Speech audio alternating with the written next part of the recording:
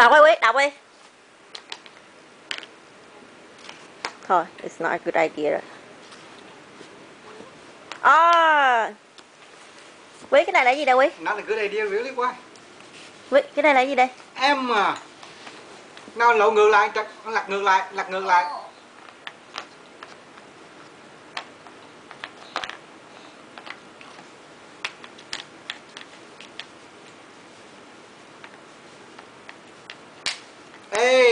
A ra con. A đâu? Quý, A đâu Quý? Quý. A đâu? Nó con đừng làm lại, con lật ngược lại, lật ngược lại. Không có dính. Oh yeah. Yeah. Nó lật ngược lại, lật ngược lại. Quý. Đây là gì đây?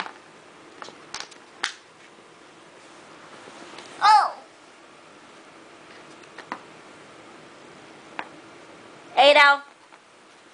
A đâu? A đâu Quý? Yeah, O. Yeah. A, yeah, A. Yeah, good one.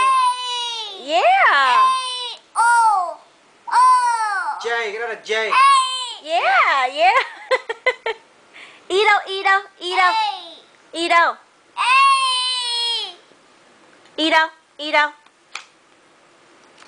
H, I, R. See, good idea. J. J. Yeah, cái đó đúng. And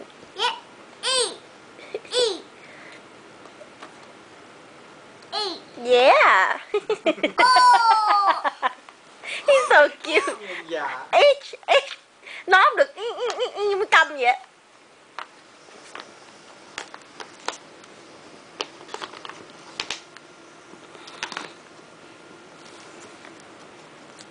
E đâu Quý? E đâu? E đâu? E đâu? E đâu?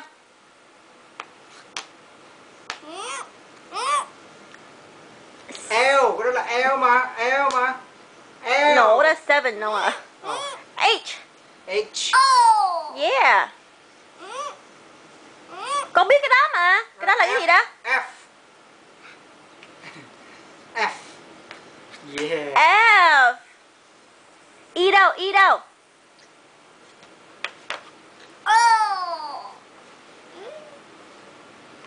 E đâu? E đâu? E đâu con? Yeah, good boy. No.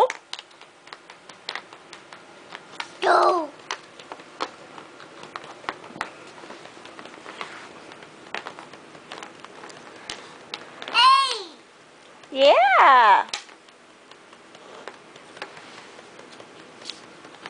Này là gì đây Quý? Này là gì đây? Này là gì đây? Này là gì đây? Hả? Look. Giữ receipt ngay cái wall thì nằm receipt không? Bớt không? Bớt à? Wait. B đâu? B đâu? B đâu? No.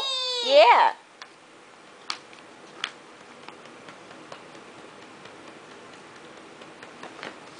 Gì đây Quý? Đó là Z. Z. Z mà kêu N. Giống chữ N. Đúng rồi.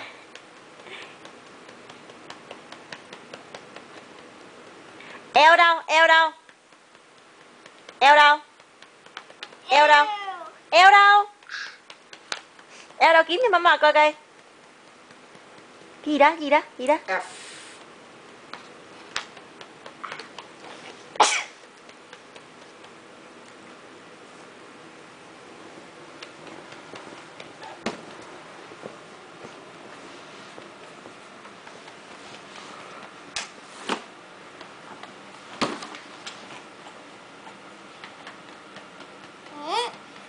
Đâu đưa mấy coi coi. Đâu đưa coi. Cái gì đó? G. G. Nó G. Nó đây G. Oh.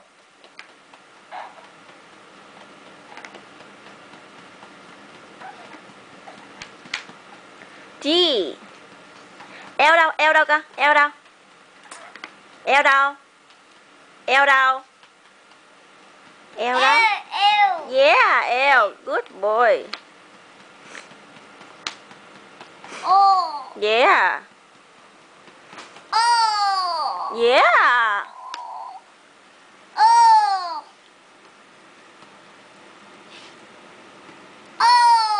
Yeah. Hai Bảo.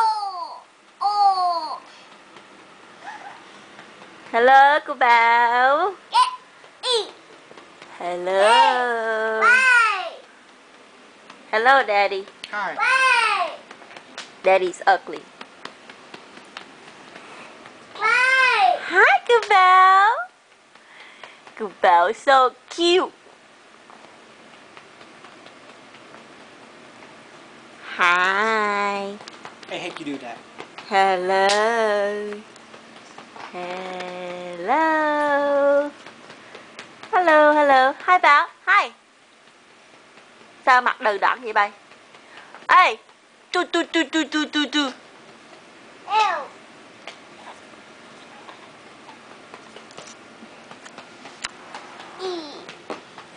Hai Nguyễn. Y đâu? Y đâu? Chị Mami coi coi. Y đâu? Yeah. Good boy. No, that's a 7. Now.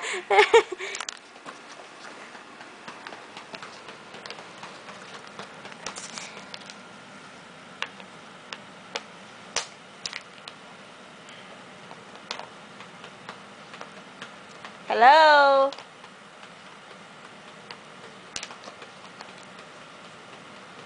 Dạ vâng.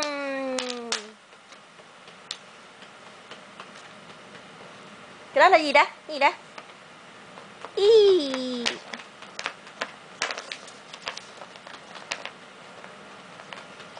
Lại sao rồi đó?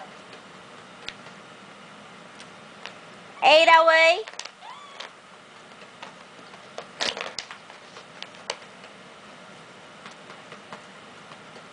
Bye. Sao kêu o hoài vậy?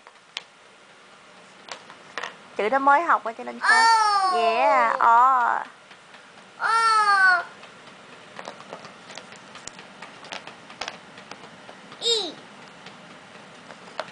Yeah, E. Good boy. E đâu?